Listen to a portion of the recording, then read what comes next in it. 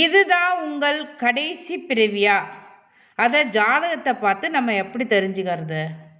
அதை பற்றி தான் இந்த பதிவில் பார்க்க போகிறோம்.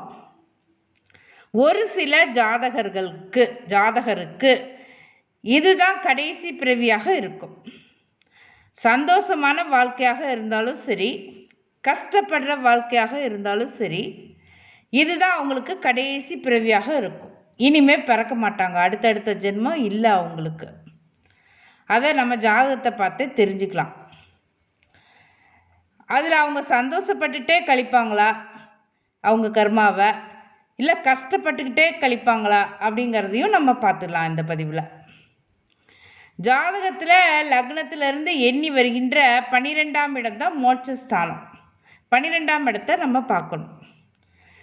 அந்த 12ஆம் வீட்டில் கேது இருந்தால் ஜாதகருக்கு கடைசி பிறவி. சரி, ஓகே. கேது மட்டுமே இருக்கணுமா? இல்லை, கேதுவை குரு பார்த்திருக்கணும். 12ஆம் இடத்துல இருக்கின்ற கேதுவை குரு பார்த்திருக்கணும். கூடவே 12ஆம் வீட்டு அதிபர் ஆட்சி பெற்றிருக்கணும். அது சிறப்பு, அது மேலும் சிறப்பு. இப்படி இருந்துட்டால் நிச்சயமாக அவங்களுக்கு இதுதான் கடைசி பிறவியாக இருக்கும். சரி, ஓகே. அவங்க சந்தோஷமாக கழிப்பாங்களா இந்த பிறவியை, அல்லது கஷ்டப்பட்டுட்டே இருப்பாங்களா அப்படிங்கிறத எப்படி தெரிஞ்சுக்கிறது? அதுக்கும் ஒரு டூல் இருக்குது. ஜாதகத்தில் லக்னம், 5ஆம் இடம், 9ஆம் இடம், இதைத்தான் நம்ம கவனமாக பார்க்கணும். லக்னாதிபதி நல்லா இருக்காரா, லக்னம் நன்றாக இருக்குதா, 5ஆம் இடம் நன்றாக இருக்குதா, 5ஆம் வீட்டதிபதி நன்றாக இருக்காரா, 9ஆம் இடம் நன்றாக இருக்குதா, 9ஆம் வீட்டதிபதி நன்றாக இருக்காரா அப்படின்னு பார்க்கணும்.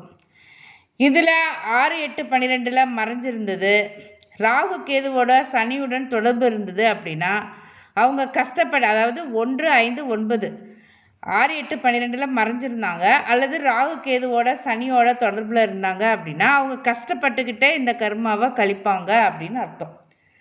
எந்தெந்த இடம் கெட்டு போயிருக்கோ அதுக்கு தகுந்த மாதிரி கஷ்டங்கள் இருக்கும். இப்போ 9ஆம் இடம்னா தாய் தந்தையர் மூலம், அதாவது சின்ன வயதில் கஷ்டப்படுவாங்க. 5ஆம் இடம் அப்படின்னா கல்யாணம் ஆனதுக்கப்புறம் குழந்தைகள், கணவன் மூலம், மனைவி மூலம் கஷ்டப்படுவாங்க. லக்னம் கெட்டு போயிருந்தது, லக்னாதிபதி கெட்டு போயிருந்ததுன்னா பிறந்தது முதல் கடைசி காலம் வரைக்கும் கஷ்டப்பட்டுகிட்டே இருப்பாங்க.